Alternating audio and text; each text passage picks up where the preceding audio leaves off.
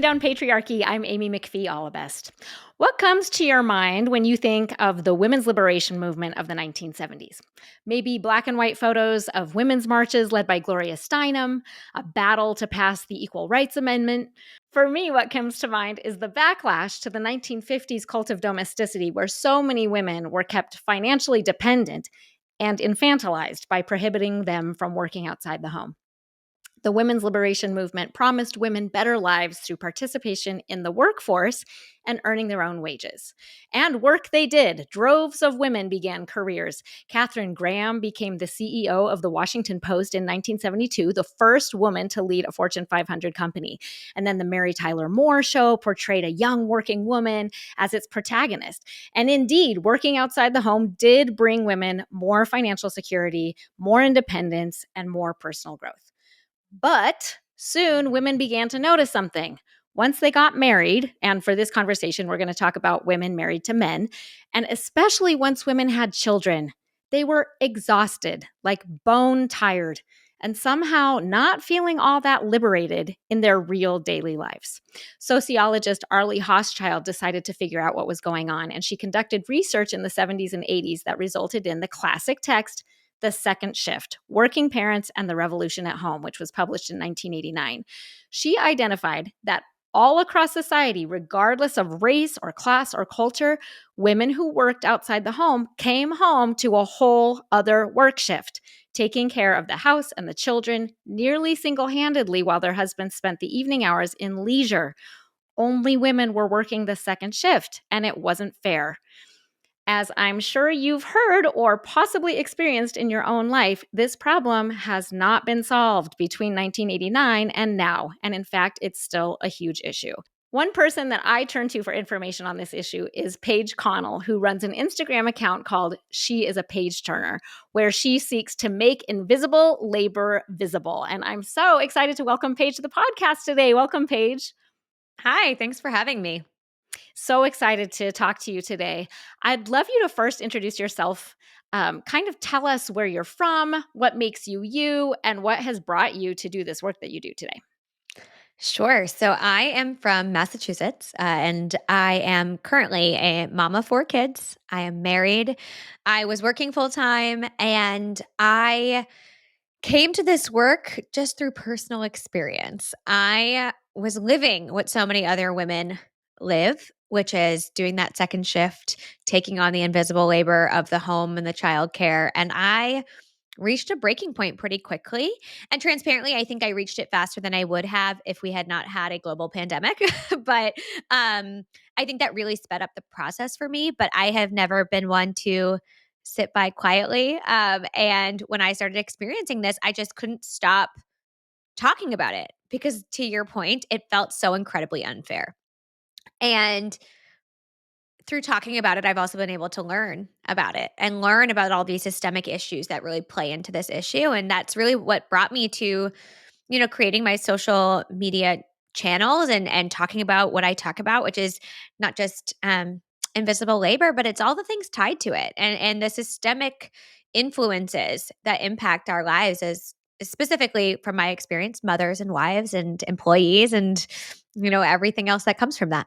Yeah, so learning about it just taught me that so much of what I was personally experiencing was not an individual failure, but was the reflection of a system and society that really places women and men in particular in very specific boxes and really limits our abilities, right? It really limited my ability as a wife and mother to have a life outside of those things, to thrive in my career, to have a social life, to have hobbies or leisure or any of those things because not only was there societal pressure for me as a mother to be exceptional, there was not a lot of support for me either, right? Lack of childcare, lack of paid leave, lack of a partner who understood the mental load and invisible labor. And so once I started talking about these things and learning about them, I found that I felt less isolated in them, right? I realized it wasn't my fault, right? This is actually not my fault. This is not something my Mhm. husband and I did wrong. This is the result of growing up in this society, in this structure. And unfortunately, in order to change that, so much has to change, which is why I think so many people are talking about it right now. For sure. Okay, that's a perfect bridge into the next topic, which is what has to change? Like, what are some issues that you see popping up for people that you are learning about and talking about a lot? Sure. So I think there's so many things, but they're all very intertwined, right? I think we can start like way back when we're children. How are we conditioned to show up in the world? How are Mhm. women conditioned versus men? What's expected of us? I even think of this when I was little, I had a younger brother. He was 3 years younger than me ish. And there was four of us, and he was the youngest. And people used to call me Mommy Paige. Oh, you're going to be such a great mommy. You do such a good job taking care of your brother. And I listened to that and I was like, "Oh, it's good to be a mom and it's important to be a mom." And these things are things that I should strive for, right? And I took babysitting lessons and I was encouraged to babysit. And then I worked at a daycare in high school and I took child development courses and like I didn't think twice about it. My boyfriend, who's now my husband at the time, was definitely not taking child development courses or thinking about babysitting or being told what it would look like to be a good father, right? And so like there's that part of it, which is how we speak to boys and girls and young women and young men about what it looks like to be a person in the world, how we contribute, how we bring value to our families and our homes and our world, really. So there's that really needs to change, like a huge societal shift and gender norms, but also there's actual structures and systems that need to change, right? We have very little paid leave available to families. And I say families because it's not just parents, it's caring for your aging loved ones, it's caring for Mhm. your sick partner, right? We have very little in way of paid leave and support there, but also parental leave. And even when we have parental leave, men don't always take it, right? And so there's that. There's the lack of childcare, affordable, safe childcare that you can actually access. That is a huge issue. And then I think about things like how the inequities that exist in our homes with domestic labor and visible labor, that second shift, play into the inequities that also exist in our workplaces and every other aspect of our lives, in our health, right? Women's health suffers because of the second shift and the expectations placed on them. And so all of these things are so tied together. You really can't have one in a silo and expect it to really change the overall dynamics of how we operate as a society and as parents and partners. But um, I think these are the things that would make massive, massive differences in the lives of everyday people. So one thing that you talk about a lot on your Instagram is you identify like all these different aspects of the work that women do. And I love your videos. Hmm. It's you'll just be talking and explaining issues while you show yourself packing your kids' lunches and starting the washer and taking a work meeting and then driving a carpool and filling out paperwork, all that stuff, right? That does tend to be or historically has been invisible and seen as women's work, right? Hmm.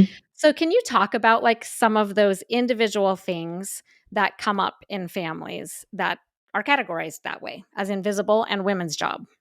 Sure. So when I think about them, I think the laundry is always a really interesting one to talk about because people have a lot of feelings whenever I talk about the laundry. Because oftentimes women do the laundry, right? And so Mhm. I don't do my husband's laundry. And I've talked about that. And people are like, that's crazy. Like, she clearly doesn't love him. And I'm like, what does laundry have to do with love? Like, For we real. do 8 to 10 loads of laundry a week. I don't do one of those loads of laundry. Like, Mhm. that's not about love. That's just about work, right? Laundry is work. And often, one of the reasons I show this work is because people say, how hard is the laundry? It's like, okay, well, no, one load of laundry is not hard. 8 loads of laundry is hard. And when you do the Mhm. laundry, it's not just swapping it, putting it in, folding it, putting it away. It's also, oh, actually, this pair of pants my kid has grown out of. So I'm going to pull those pair of pants out of the laundry. I'm going to put them in the donation bin or the hand me down bin, whatever that is. And now I have to get her new pants because now she doesn't have pants because I just took those pants. Right. And so it's this idea that it's not just folding one load of laundry. It's the never ending to do list of the laundry and the cooking and the cleaning. And those tasks specifically often fall to women. It's these repetitive tasks that always need to get done daily and often multiply with children. Right? Mhm. People will say, well, do you mow the lawn? And it's like, no, but the lawn is the lawn. And if you have 4 kids, your lawn doesn't grow faster. But there's more laundry with 4 kids, right? And so Mhm. things have to shift in that scenario. Before you had kids, maybe it was fine that your wife did all the laundry and you mowed the lawn. But now there's kids and there's more laundry and there's more work. And the expectation is these days that women not only provide financially for the family because 70+% of women do, but they're also still doing a disproportionate amount of this work. And so I Mhm. like to show those things that do add up. The making of the lunches, the folding of the laundry, the unloading of the dishwasher, because they're never done. Yeah. Like it's just never done. That work is always happening. Mhm. And it also interrupts anything else you're doing, right? That's Mhm. another thing that, like, even Virginia Woolf was talking about that in the 20s and 30s, like, to sustain, like, the mental exertion that you need to do creative work, to do intellectual work. That's why she said you need a room of your own, and you need, like, uninterrupted time, and all of those things just chop your day and chop your attention into little bits, and it really does, I think, keep historically women from really reaching their potential in other areas because it's just Mhm. always interrupted. It's just constant all day long. Yeah, and I also think if you zoom out, like when we say everything is connected, if you think about workplaces, I got this feedback a lot, and I'd be interested if you did, but I know a lot of my girlfriends have too, which is, you're just not a high level thinker. You're really good. You get Oh. everything done. You check off the boxes. You never miss a deadline. Like you're on it, but you just don't. You don't zoom out. You don't think big picture. You don't strategize enough. We need you to be more strategy, less doing, and I think it's so interesting, right? Because women often don't have that same time, space, and luxury to zoom out. Because even in the context of work, who gets to go to happy hour after work or go play 9 holes Mhm, of golf midday? Men. But women mhm, are expected to, on their lunch break, take the call with the school or to run to a kid's doctor's appointment, pick up dry cleaning. They are having to do all of these things. Whereas men also have this space, this time to zoom out, to be mhm. creative, to network, right? Even networking in the context of work. Networking requires a lot of time and effort. Who has that time when you also have this whole second shift of work to do when you get home? It's impossible.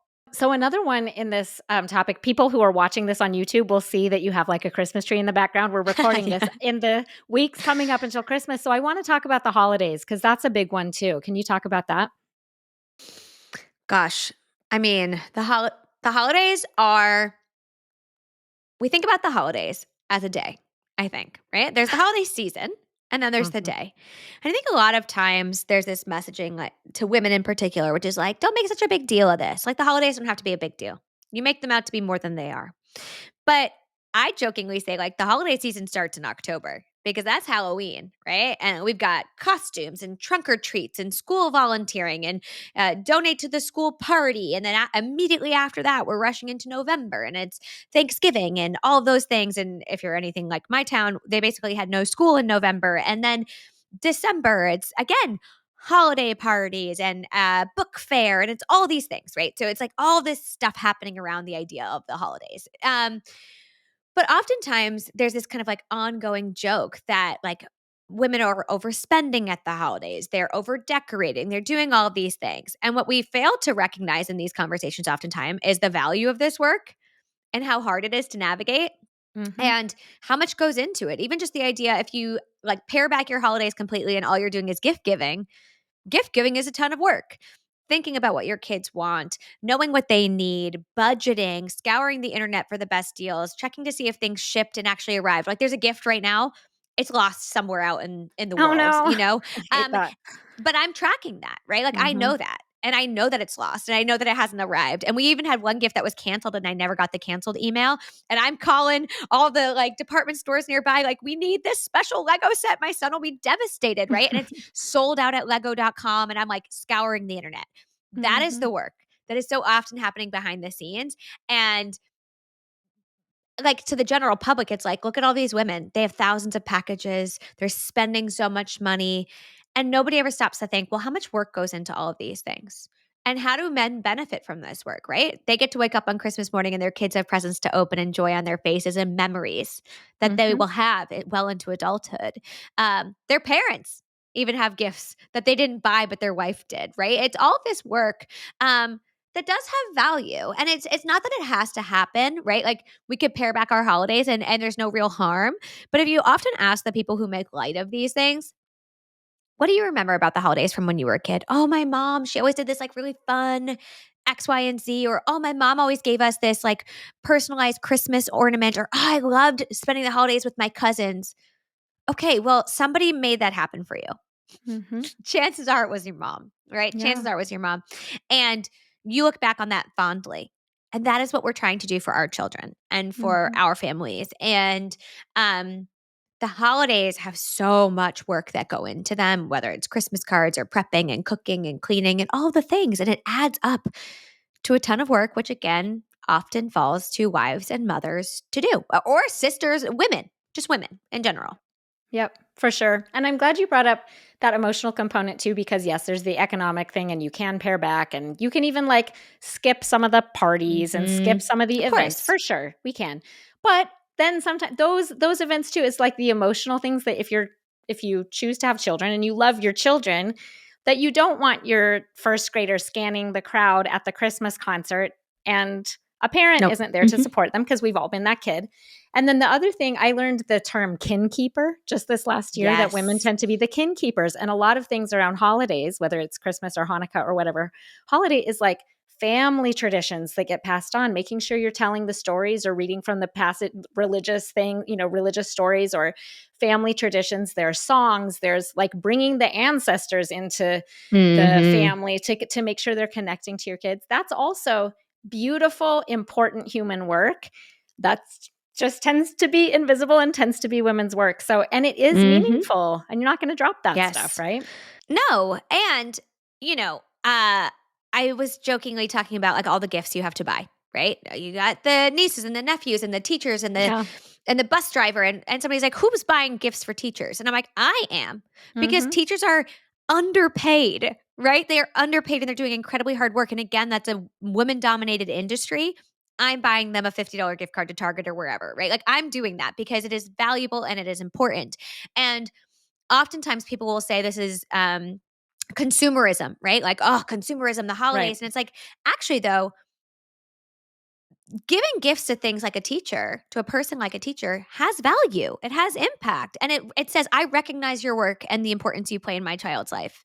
And this is a token of thanks, right? And I think we can all agree that those things are important. And when people have done those things for us, we go, wow, like, that was so nice. That was so thoughtful. Like, I so appreciate that. And so we joke, right? People are like, who's doing that? And it's like, well, I am, because I believe that it has value and because I believe that it's important. And if I'm capable of doing it, not everybody's privileged enough to be able to gift to all the teachers. And I totally understand that. Like economically, like it's difficult. But Mhm. thinking, even when you can't afford to give a gift, to write them a really nice Yep. thank you Write note, a note. right? Yep. That is still work. That is still mental labor. That is still emotional labor. That is still somebody thinking about that. And so I think that is the thing. Oftentimes, these things get so tied to, specifically with the holidays, to like consumerism and like overconsumption. When even if we scale it back to a simple handwritten note, somebody still had to think about that and do that work and um, remember it, right? Add it to their mental to do list of things to do at the holidays. And so I just think it's important, like, to try and separate those two parts of it, right? Because, like, yes, there's overconsumption, there's consumer, like, there's all those things. Like, yes, Mhm. for sure. But the actual work of like gifting and showing thanks and your gratitude at the holidays, that's still really, really important for so many reasons, as are traditions, right? Like, those are so special for many, many reasons, and they have so much value. Yeah, for sure. Okay, I want to ask a question that kind of is still a foundational question, and you mentioned it earlier in the conversation, and that is where the expectations come from. Because for Mm, me, like that messaging of like women do all of this work and men, men work outside the home and women work yeah. in the home. Actually, that's because I grew up in the LDS context. I grew up very, very devoutly Mormon.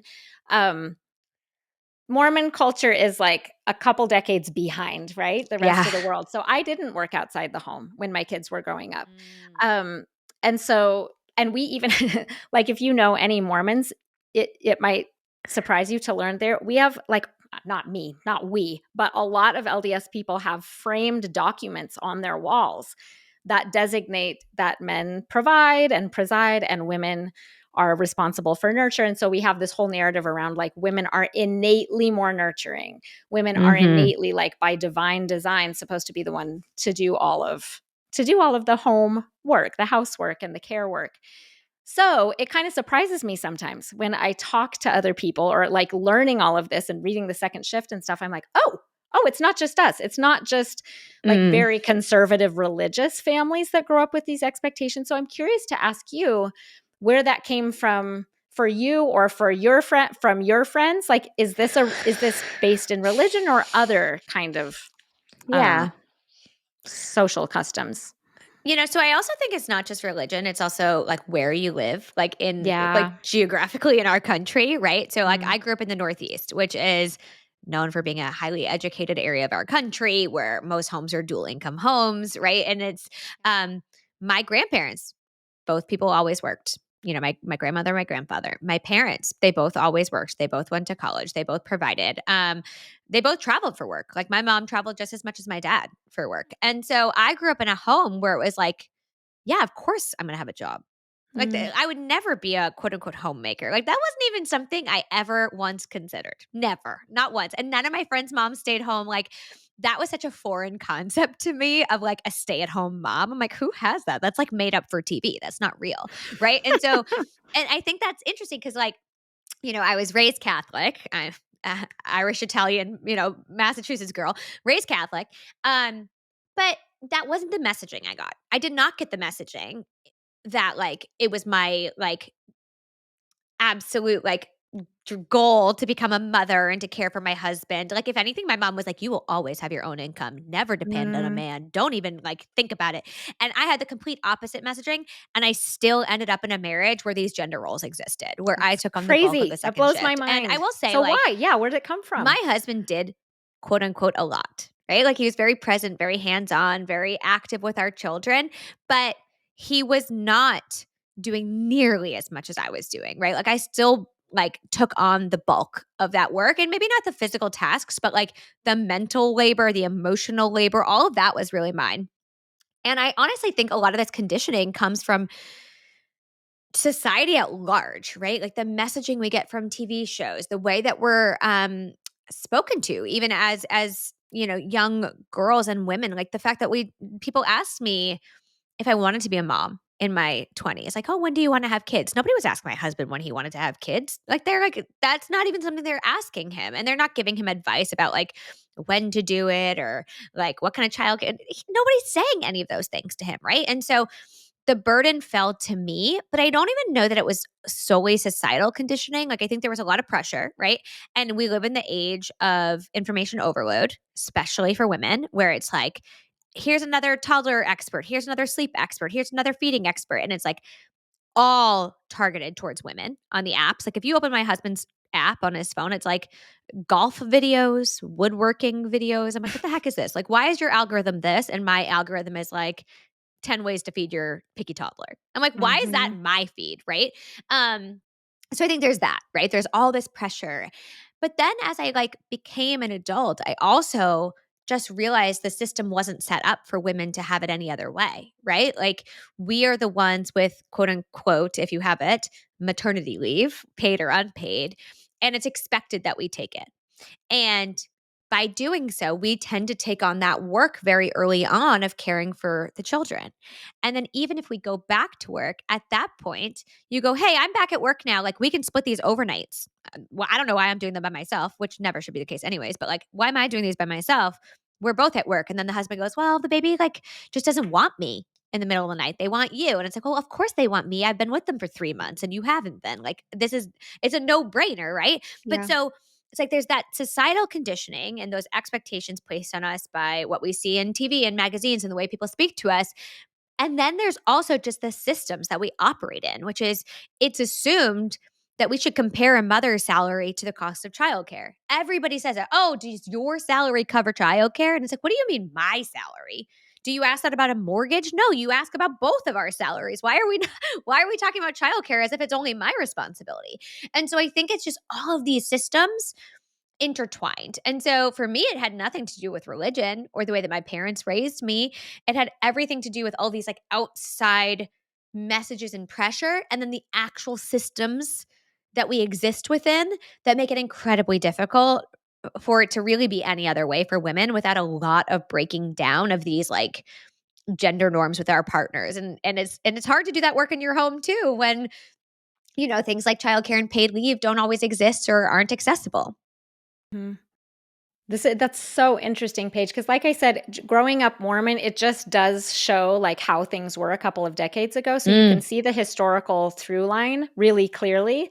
But it's just so interesting that different communities, and like you said, geographically, like first there were laws that prohibited, women from working or owning their own money. Mhm. And then, we change the laws, and then gradually the culture changes in like little bits and pieces differently for different people, but you Mhm. can just see the vestiges of all those old systems because when they exist in our own minds and our own customs and our own families, it's hard to identify them Mhm. and change things even once the laws change. Like it can take hundreds of years to change culture, which is why we're doing what we're doing, right? Yeah, exactly. Yeah, and I just think too, like everything is colored by our own personal experiences, right? Like I'm Yeah. talking to you as a privileged white woman, like Yep. I just am, who grew up in a middle class family. Whereas my mom would tell you a very different story about her life, right? Like she Hmm. grew up sharing a bed with her sisters, living in the inner city, like very different experience to me. And yet somehow we still ended up in a very similar position because, Mm. to your point, like change takes a really long time. And I think we've all heard that from a woman older than us, like, "Oh, I get it, I've been there." And it's like, that's just Mm. the way it is. And sometimes they'll say it like, "That's just kinda how it is." And it's like, I don't know though, right? Like, I Yeah. don't know that it has to be like this. And I think we have the privilege of living in a time where we can shout at the rooftops on Yeah. social media or wherever and say like, "Actually, I'm not doing it." Yeah. So, It doesn't have it's to gotta be this change. way. It Yeah, doesn't. exactly. No, it doesn't. So, okay, this is going to seem like an obvious question, but I want to just unpack a little bit. This unfair work balance, the second shift that is still falling disproportionately to women, how does that affect women? How does it affect men? And how does it affect children? I'll start with women because I've lived it. You've lived right. We've lived this. We can talk about this for days. Mhm. I think it affects women in different ways. Right? There's financial implications. There's information that shows that women are more likely to end up in a place of um, financial insecurity Mhm. simply just because they have kids. Right? Like the fact that they just have kids put them at greater risk of having financial trouble in the future. Um, we can talk about the motherhood penalty and how financially that will impact women. So, like, there's a financial component, right? And that's an easy one to break down, and there's data to show it. And the wage gap is smaller for people without children, but people with children, it gets very big, right? And so there's the quote unquote motherhood penalty. And so there's that. And that exists in many different ways. Um, there's that. There's the mental health, right? There's just like straight up burnout and exhaustion. And I know personally, like I wasn't depressed, but I was unhappy, like Mhm. incredibly unhappy and stressed. And that stress can be harmful to your health as well, not just your mental health, but your physical well being. So we know that it impacts women's mental health, physical health, emotional health, their overall well being. And there's also data to show that like single women live longer than women who are married with children, right? Like it does impact us negatively to be in partnership with men in particular and to have children um, because it creates more work. It just Yep. creates more work for us. And so there's so much that impacts women. And I think that there's so much information on this. For men in particular, I feel like there's a little bit less data to say like this is how it negatively impacts them, right? Like tangible things to say like financially it hurts them because it doesn't hurt It them doesn't. financially. Yeah. But I do believe that we really stunt men's ability to be more than a provider, quote unquote, right? And a protector. We, Eve Rodsky, I think, says like you put them in this little box, right? And you tell them who they are and they live in this box. And when they can't get out of that. And so it creates this environment, I think, where I know my husband in particular wanted to be a great dad and a great partner. And when I would come to him and tell him the ways that I needed him to change, he'd be like, wait, but like that's not what I was told my whole life. And then he would feel a lot of shame and defensiveness. Right. And so we had this relationship where I was unhappy and resentful and angry. He was feeling shame and defensiveness and he was hurt. Like he felt like he was not enough. Right. He felt invalidated. He felt, um, some men are gonna say like that his masculinity was being questioned, right? Like my husband Mhm. didn't say those things, and that's not really he's not that kind of guy. But like that is a thing a lot of men feel, right? Like that their masculinity is being questioned and like everything they thought about being a real man actually maybe isn't what they were told. And so it Mhm. leaves men in this position where they don't believe they can be both, right? Like women, we were told we could be both. We could provide and we could have children. We could provide and we could be a partner. We could do all of these things. And men have very specifically been told to be a provider and a protector. And that's really all you have to be considered good. Um, but I also think it puts them in a position where they have um, less strength in their relationships and in Mhm. community. They don't we know that they don't have as many friendships or as strong of friendships. They don't have as close bonds sometimes with their children, right? And it's interesting because men will often point to like, oh, well, the data shows that men are supposed to play with their kids and they don't need to do the other stuff. Like that's a mom's job and dad's job is to play with them and like teach them as adults, but like we're not important for bonding. And it's like, no, no, no, you absolutely are. Like you are incredibly important for bonding. Um, and you'll often hear men of new dads say like, "Oh, she always just wants mom. She never wants me. Like it makes me feel like I'm." And I'm like, "Well, how are you involving yourself in this process to make Mhm. your child feel more comfortable with you, right? And to Mhm. want to come to you with those things." Um for children it's so hard because I think one, if you're growing up in a home that's unhappy and full of resentment and defensiveness and shame, like emotionally, that's not healthy. Yeah. Um, but we continue cycles, right? When we don't change this behavior, and so our children are just going to end up in the same position we are if we don't make changes to these things, right? And so when I say to my son, "Go put your dish in the sink," and he says, "Why?" I'm like, "Well." It's about teamwork here, right? Okay. Like we're all part of this home. We're all part of this family. We all work together. And it's not just mom's job to do these Mhm. things. I'm not just here in service of everybody else, right? We're all part of this family. And so um I think the harm for them, I think it very much varies on kind of what the home life is like, but like long term, we're just going to continue these cycles where women are incredibly unsatisfied and upset with their partners, and men continue to feel like they can never meet that benchmark if they're not willing to change. Yeah, for sure. Okay, I want to ask you really quick about two big social movements right now. First is the trad wife, or more even distressingly to me, the stay at home girlfriend movement. Mm. Um, and then the 4B movement, which is like one Mm. side of the spectrum and the other side Yeah. of the spectrum. What are your thoughts? So the trad wife thing, in the context of social media, trad wives, it really just feels like propaganda, right? Like Yeah. it just feels like propaganda. It feels like a marketing tactic. Um I don't even believe these creators really live this life. I believe that they do, right? But like they live this life for the greater purpose of like convincing other women of their purpose, right? And so Mhm. it's like it's really has this larger meaning, and it's really not just about Ballerina Farm or Nara Smith or whoever, right?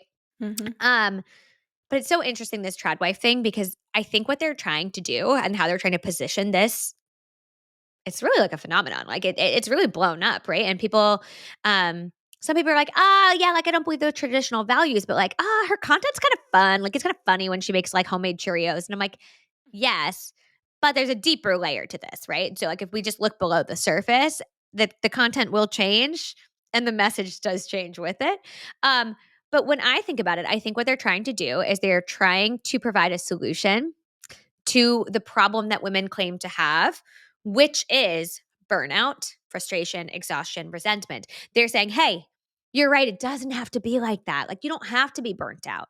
You don't have to be exhausted. You don't have to be burning the candle at both ends. You could be like us. You could homestead. You could stay at home. You could submit to your husband. Who cares about silly work emails? Don't bother yourself with that stuff. Take care of your children. You're going to feel so much more fulfilled. This is the solution to the problem, right? Like here's your solution. And as a woman who's been recently laid off and has taken like a slight step back career wise, I still work, but like much less than I was before because I was doing two full-time jobs. I can tell you firsthand that the corporate job going away has not made my day-to-day life much easier. I am Mm. still just as tired and exhausted and burnt out because I'm still managing this home with four children, running to appointments, taking them to school, making lunches, doing laundry. And like, yes, I don't have those emails at the end of the day, but my desire to have a life outside of my children hasn't gone away. Right. And Mhm. the issues are still there. The issues still remain that there's a lack of support for parents. And what I think often happens in these situations too, like when we think about just even a general stay-at-home mom, not a trad wife, just a woman who stays at home with her children, which is totally valuable and a valid choice. It's difficult for her to go to a doctor's appointment because oftentimes doctors don't let you go with your children. And so if she doesn't have affordable childcare, if she doesn't have the support system to watch her children, she can't go to the doctors.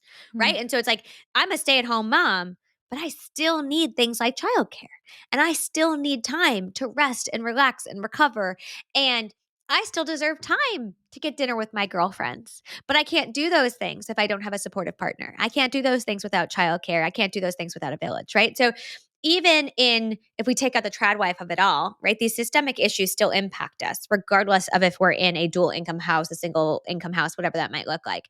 Um, and I think it's overly simplified and it ignores the fact that it puts women in an incredibly difficult position, which is if they're in a position where they would like to leave that marriage, they can't. Yep. They don't have money, they don't have support systems, they don't have the means to do so. And I think that's a really for me, that's like my biggest fear as a woman is being put in a position where I don't have choice. And I think that's what a bit of the trad wife movement is limiting women's choice. Hey, look how lovely it is over here. Grass is greener. You're going to be so much less stress. We're not going to talk about the fact that you're not going to have access to any of your own money. You're not going to have a credit card. You're going to have no means to afford a different lifestyle should you ever choose one. And if your husband Mhm. were to die tomorrow, best of luck. Right? Like we're not going to talk about that. We're just going to focus on the fact that you no longer have that stressful job that is also burning you out. And so I I think the trad wife conversation is not nuanced enough. Like it lacks so much context. When we talk about it in the context of social media, at least, I haven't seen as much. Maybe it's my algorithm. I have not seen as much the stay at home girlfriend Oh, trend. yeah. No, yeah, that's a thing too, and I even saw one the other day that was like, even in Sweden, where they have so much more gender equity than we do, that's growing in Sweden, where women are opting out of the workforce when they're like 20, 21, and they're staying in these like apartments, these their boyfriend's fancy apartments, and they do Hmm. all of the home care, and then they go like pamper themselves. They'll have like a massage, and then they'll make sure he has dinner, and they clean the apartment, and he makes all the money, and she makes sure his life is cushy and comfy. And I just look at that, and I have three. I have, of course, four kids too. Three of them are daughters who are launching into the adult world right now, and Wow. thank goodness none of, I mean, all of them know better than that, but just can you imagine the risk that you're putting yourself in the prime of your life to not be building your own value and worth and Hmm. savings and experience and networking, everything you're going to need for the rest of your life. Oh my gosh, I'm just so distressed by this trend, and I don't know how to Yeah. combat it actually.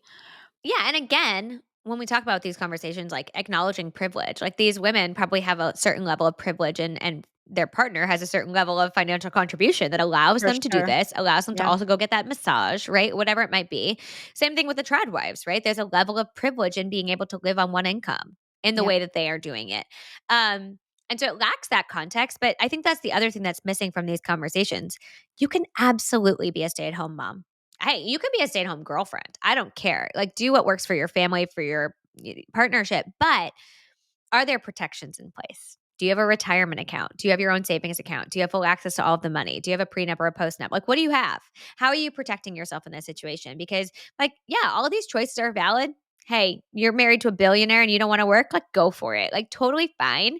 And I think, you know, people often think because I preach so much about like financial independence and protecting yourself that I don't believe that women should ever leave the workforce. And that's really not the case. What I wish though is that we had a society that valued the work women do at home. So when they look to Yeah. re-enter the workforce, they actually can do so. And they can do so at a livable wage that honors kind of the work that they did prior to children, if they were working prior to children, right? And that doesn't exist.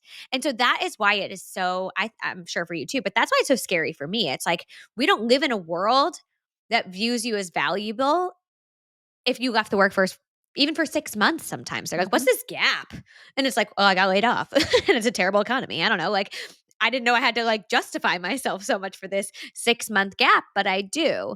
Um, and so I think it misses, like, it just all both of these trends, because 'cause they're Mhm. trends Yep. ultimately, don't paint the full picture. And I think it tricks women into thinking it's like this idealized version of motherhood or being a wife or a partner. And it just really lacks so much of the context needed.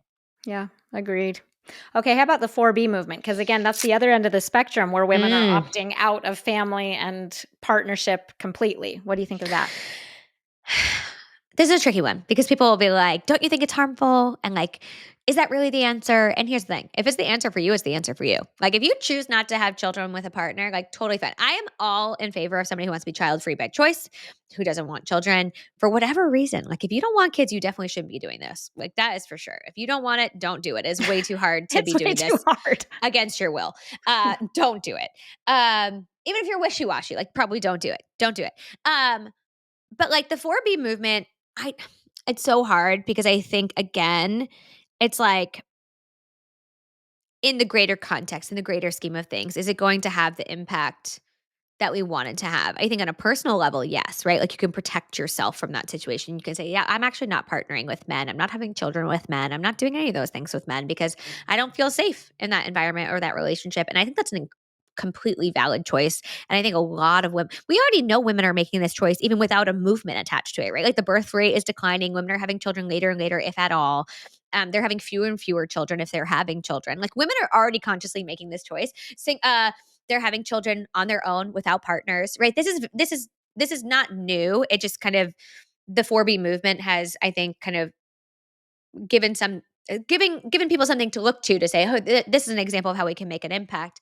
Um, so I'm very much in support of any woman who wants to do it. I just worry for our country that we're already in this like red pill era where like these two things are just going to keep smashing up against each other. And at some point, some things got to give, some things got to break. And I'm not saying it's not a worthwhile effort. I just think there's still so much to unpack in our country that I don't know that it's going to have the impact that people want it to. Doesn't mean it's not valuable. I just worry that there's like so many competing efforts in our country where it's like there's the trad wives and the 4B movement and the red pill and all the things. It's like um all of it feels a bit marketing-y and not actually going to like generate the change that we're hoping for. I, Mhm. I could be wrong though, and I'd be happy to be wrong on Well, that it topic. remains to be seen, right? I mean, because it's just starting out, and on one hand, I think like that's a really compelling message that women are giving men. Like, no, we're actually not going to do this. We see how it was for our moms. We're not going to do this. On the other hand, it can then provoke backlash, and then the conversation can stall. So I don't know. We'll see how it goes. Yeah. Yeah, because it's like, I think at the end of the day, we all want the same thing, right? Like, I hope Yeah, I only have one boy. I have 3 girls. Like, I yeah, hope one me too. day my son can grow up and find a partner, whoever that is, and be a dad if he wants to be and, like, show up in a really meaningful way and have, like, beautiful relationships with his children. Like, I want that for him. I Hmm. do. And so, like, I want us to find ways to achieve that, not just for women, but for men too. Like, I want us to raise boys who get to live in that world where we all get to benefit from these amazing relationships and experiences. And unfortunately, right now, it just feels very much like a battle. And to your point, like people are like, this current moment in time, it didn't happen overnight, right? This has been No. happening for decades. And unfortunately, we're kind of at this pressure point, right? Where there's these like really big movements happening. And I think the question is, what are the end goals, right? Like, what are we looking to achieve with them? And will it get us there? I hope something will. I really Yeah. do. Um, Too late for me. I've already got 4 kids and a husband, but I think, um, yeah, it's yet to be seen to your point. Like, who knows what this will look like in 50 years? Yeah. Well, my last question for you, Paige, is kind of on an optimistic note because Yeah. uh, we are making changes, right? And it is Mm-hmm. important to acknowledge that things are better. Generally, the culture has made progress in terms of gender equity. But I wanted to ask you what you think the next steps are. What are some steps that we can take in our families right now to get toward gender equity? Sure. So I really do think starting at home is like that's a huge thing to do, right? Because if we can make these small changes in our homes, that will flow out into the world, right? It might not change everyone's life, but it'll change someone's life. And so when I think about the things that we've tried to do, at least in our home, is first and foremost within our marriage, my husband and I, finding equity. Equity, not just in the sense of like who does what chore, equity when it comes to our time, right? I want free time. I want to go to yoga. I want to see my friends. I want to spend 6 hours on a Saturday doing whatever the heck I want and not telling you when I'm going to come home, right? Like, I want to do that too. Um, Finding equity, right? In as many ways as we possibly can. And I say equity, and somebody asked me this the other day, why don't you say equal? Because equal is just like not possible ever, Hmm. especially as parents, right? Like our lives ebb and flow. Our kids need different things, our jobs need different things. Life is always evolving. And Mhm. so we just want it to be fair, right? And so working at home on those things in whatever way works best for you. And therapy, all of these things, right, can help here. So I think we work in our partnerships and from there we trickle down to our kids. But also outside of our own homes, yes, we need to be working on this with our sons just as much as we do with our daughters. We need to be giving them similar messaging, which wasn't always the case, right? What's that thing that everybody says? Like, we prepared our millennial daughters to do anything they wanted, but we didn't prepare our sons for women Yes. who were doing this. And so doing that work, right? Preparing our sons, teaching them the value of care work, right? We just did wrapping gifts. My son was wrapping gifts with me because he's also a part of this home and he can wrap gifts and he buys gifts for his sisters. And like he does that work too. It's not just my daughter's doing that. And so there's that.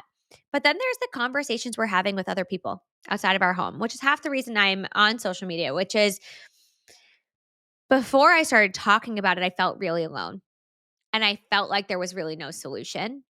And once I started talking about it, thousands of women were like, "Oh my god, me too." And men. I have men who message me and they're like, "Thank you so much. I couldn't understand it. I didn't know what she was talking about, and now I feel like I have a better idea of it." And so talking to your friends, talk to your mom, talk to your sister, talk to your brother, talk to people at work about these things. Bring it up if you have HR and you feel like there are biases against women. Like, bring talk about these things. And I know that's hard to do for a lot of us. And again, privilege plays into some of this, but you can make change at home, you can make change in your community, you can make change in your schools, you can make change in, your workplace, you can make change. You just kind of have to be loud about it. um and that can be tricky. But I do think simply being willing to have a conversation with someone goes a very, very long way. And recognizing that this is not an individual failure of any one person helps us navigate these conversations more easily when we can say, hey, like, none of us did this to ourselves, right? This happened. This is how we can go forward. Hear, hear. Well, thank you so much, Paige. This has been a fantastic conversation. And I'd love you to just end by telling listeners where they can find your work, your social media, and any other like website or anything else you have. Thank you. Yes. So you can find me pretty much on all social media: Facebook, YouTube, TikTok, Instagram at She is a Paige Turner. I have a newsletter on Substack, again, at She is a Paige Turner and sheisapaigeturner.com. So you can find me all over the place. Where I talk about all of these things every single day. So if you want more, please do come follow me there. Awesome. Highly recommended. And again, thank you so much, Paige. So enjoyed Thank having you here. you. Yes, so much fun. Thank you.